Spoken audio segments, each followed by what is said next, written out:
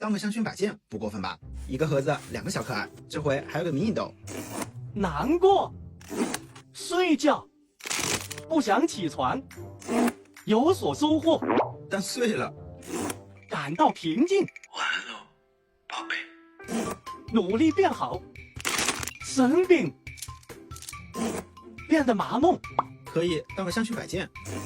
雄心壮志，爱你，哦吼，生气，这重量会是隐藏吗？